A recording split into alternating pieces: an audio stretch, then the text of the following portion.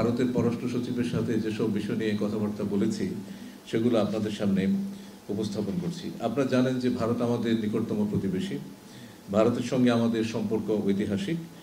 এই প্রেক্ষিতে কনসালটেশনসে উভয় প্রতিনিধি দল বাংলাদেশ এবং ভারতের মধ্যে বিদ্যমান যে সম্পর্ক, সেই সম্পর্ককে সামনের দিকে আরও এগিয়ে নিয়ে যাওয়ার ব্যাপারে একমত হয়েছেন।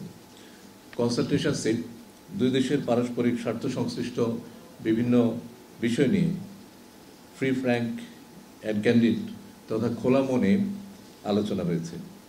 আমরা বলেছি, বাংলাদেশের সবচেয়ে নিকটবর্তী প্রতিবেশী দেশ হিসেবে ভারতের নিকট আমরা আমাদের দুদেশের মধ্যে বিদ্যমান সকল অনিষ্পন্ন বিষয়সমূহের দ্রুততম সময়ের মধ্যে নিষ্পত্তির জন্য ভারতের সহযোগিতা কামনা করি এবং এই লক্ষ্যে আমরা একযোগে কাজ করার বিষয়ে গুরুত্ব আরোপ করেছি। আমি দুই দেশের সাধারণ জনগণের ভেতরে আস্থা ও বিশ্বাস বিনির্মাণের গুরুত্বের উপরে জোর দিয়েছি এবং এক্ষেত্রে বাংলাদেশ সম্পর্কে নেতিবাচক প্রচারণা রোধে ভারতের সক্রিয় ভূমিকা আশা করেছি। বাংলাদেশের জুলাই আগস্ট বিপ্লব এবং বিপ্লব পরবর্তী সংখ্যালঘুদের প্রতি কথিত বৈরী আচরণ নিয়ে ভারতীয় গণমাধ্যমে অপপ্রচার, মিথ্যা তথ্য এবং বিভ্রান্তিকর বয়ান রয়েছে। সে বিষয়ে আমরা ভারত সরকারের প্রতি দৃষ্টি আকর্ষণ করে এ বিষয়ে যথাযথ পদক্ষেপের অনুরোধ জানিয়েছি। আর কাবেল বাংলাদেশের একমাত্র ইউএল এবং ভিডি সার্টিফাইড কেবল, যা A-LME রেজিস্ট্রেশন।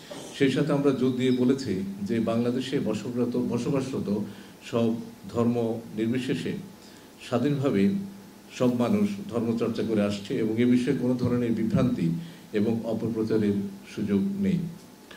এ বিষয়ে বাংলাদেশ সরকার সরেজমিন অবস্থা দেখার ও পর্যবেক্ষণ করার জন্য বিদেশি সাংবাদিকদেরও আহ্বান জানিয়েছেন। সেই সাথে আমরা এও বলেছি যে এটি আমাদের অভ্যন্তরীণ বিষয় এবং আমাদের অভ্যন্তরীণ বিষয়ে অন্য দেশের মন্তব্য সমীচীন নয়। আমি ভারতের পররাষ্ট্র সচিবকেও স্মরণ করিয়ে দিয়েছি যে বাংলাদেশ অন্য দেশের অভ্যন্তরীণ বিষয়ে মন্তব্য করা থেকে বিরত থাকে এবং অন্যান্য দেশেরও একই ধরনের শ্রদ্ধাবোধ আমাদের প্রতি দেখানো উচিত। আপনারা অবগত রয়েছেন যে সীমান্ত হত্যা শূন্যে নামিয়ে আনা আমাদের অগ্রাধিকার। আমরা বিশ্বাস করি প্রতিটি জীবন মূল্যবান। One life is too many. এই লক্ষ্যে ভারত সরকারকে দৃশ্যমান কার্যকরী পদক্ষেপ গ্রহণ করতে আমরা অনুরোধ করেছি। তাছাড়া আন্তঃসীমান্ত অপরাধ, মাদক পাচার সহ অন্যান্য অপরাধমূলক কার্যক্রম নির্মূলে ভারতের সহযোগিতা সহ সীমান্ত সংশ্লিষ্ট বিভিন্ন দীর্ঘমেয়াদী সমস্যার সমাধানে ভারত সরকারকে অনুরোধ জানিয়েছে। আজকের আলোচনায় আন্তঃনদী বিষয়সমূহ গুরুত্ব পেয়েছে। আমি তিস্তা নদীর পানি চুক্তি সম্পন্ন করার প্রয়োজনীয়তার উপর জোর দিই। গঙ্গা পানি চুক্তির মেয়াদ 2026 সালে উত্তীর্ণ হয়ে যাবে।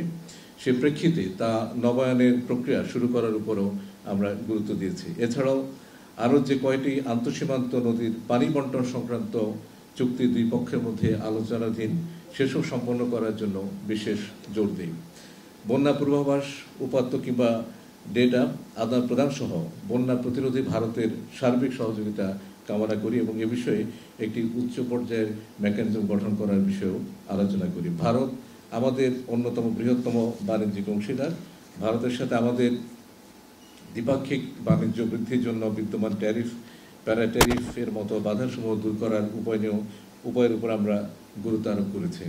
আমরা ভারত থেকে আমাদের নিত্য প্রয়োজনীয় পণ্যের নিরবচ্ছিন্ন সরবরাহ নিশ্চিত করতে প্রয়োজনীয় উদ্যোগের গ্রহণেরও অনুরোধ করেছি।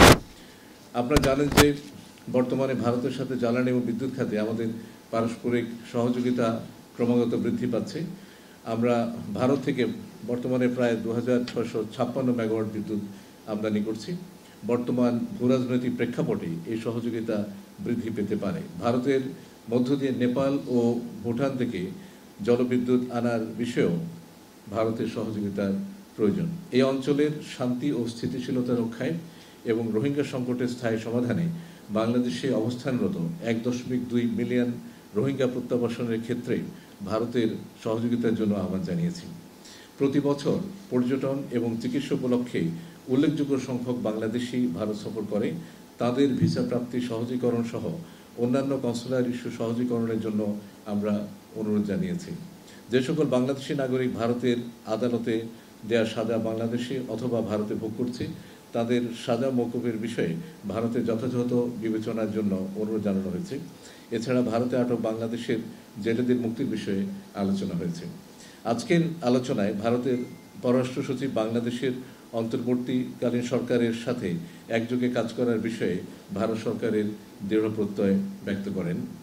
আপনারা জানেন, ফরেন অ্যাফেয়ার্স কনসালটেশনস একটি ধারাবাহিক প্রক্রিয়া।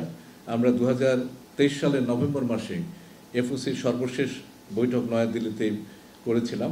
এই প্রেক্ষিতে উভয় দেশের মধ্যকার দ্বিপাক্ষিক, আঞ্চলিক এবং বৈশ্বিক পর্যায়ে আমাদের চলমান সহযোগিতামূলক কার্যসমূহের বিষয়ে আজকের এফওসিতে করা সার্বিক আলোচনা বা পর্যালোচনা পরবর্তীতে এই বিষয়গুলোকে এগিয়ে নিতে বা আমাদের প্রাধিকারমূলক যে সমস্ত ইস্যুগুলো আছে সেগুলো যদি পারস্পরিক সদিচ্ছা থাকে এবং ঐক্যমত থাকে তাহলে তার মাধ্যমে সমাধান হবে বলে আমরা মনে করছি। দিল্লিতে সুবিধাজনক সময়ে পরবর্তী ফরেন অ্যাফেয়ার্স কনসালটেশনসে অংশগ্রহণের জন্য ভারতের পররাষ্ট্র সচিব আমাকে আমন্ত্রণ জানিয়েছেন। আপনাদের সবাইকে ধন্যবাদ।